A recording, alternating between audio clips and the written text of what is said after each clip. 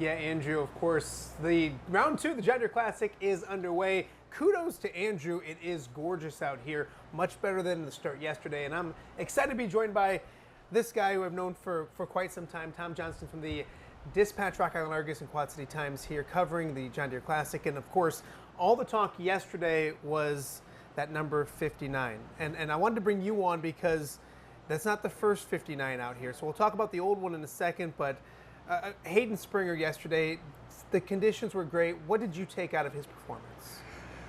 How good the golfers are on the PGA Tour. Yeah. Here's somebody that on nobody's radar coming into this week. Nobody had ever heard of Hayden Springer, had no idea what his story was. We're scrambling trying to find something on him, figuring he's going to be the leader, and we didn't need that. He gave us the story out here with that 12-foot putt on 18 to cap a historic round of 59. You know, it's funny because the last one was in 2010, Paul Guidos.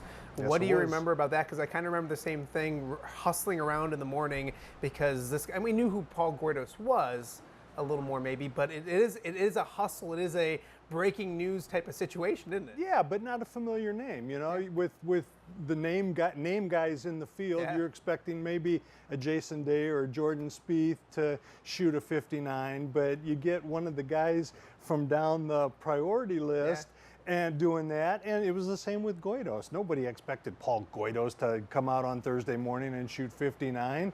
And you know, I remember standing out here on the hillside with our friend Todd Hamilton, of all people, watching him make that putt. And you know, a little different pin placement on the 18th green that year, but you know, similar feel. Who is this guy? How the heck is he shooting 59?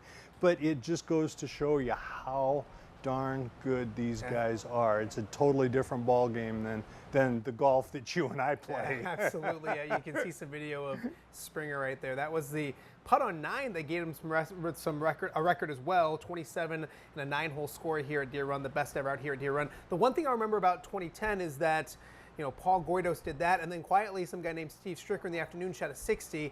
Paul Guidos has never won the John Deere Classic. So what does Hayden Springer have to do in order to not be just a footnote of, hey, do you remember that 59, and continue that kind of stuff this weekend?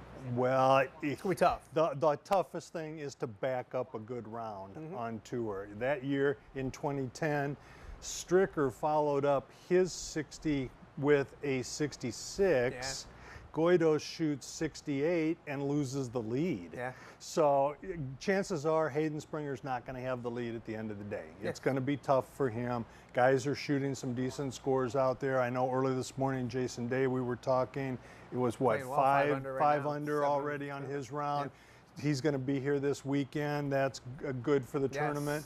But just being able for him to stay within himself today. Springer needs to do that. He needs to keep his feet grounded and just play around the golf. You know, stay in the hunt. Don't shoot yourself out of it. You know what? I could reminisce with this guy for a while. It kind of makes us feel how old we actually are. But well, we remember that 2010, which isn't too long ago, but we remember way past that as well. So I want to thank him for coming on. One thing we both have noticed is that it is windy. We talked to Andrew. Andrew mentioned those wind gusts.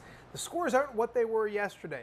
They're not bad, but they weren't what they were yesterday. We've got all that covered. We'll get you updated with a leaderboard. In fact, I can throw you to a leaderboard right now and get you up to date on your leaderboard out here at the John Deere Classic. And there is Davis Thompson in front right now at 12 under, 4 under for the day. Luke Clanton, a young amateur who's playing really well, played great last week. A young gun here on tour. He's at 4 under for the day. He's at 12 under. He'd be a great representative of the John Deere Classic moving forward. Hayden Springer, of course, has yet to tee off, and then some other golfers right there at 11 under. So it is a crowded leaderboard as always here on cut day at the John Deere Classic. We're keeping things positive. We'll talk about those guys who got cut later, but we got a lot more to get to out here from the golf course here on News 8 at 11 coming up in just a little bit. But we'll throw it back to you guys in the studio.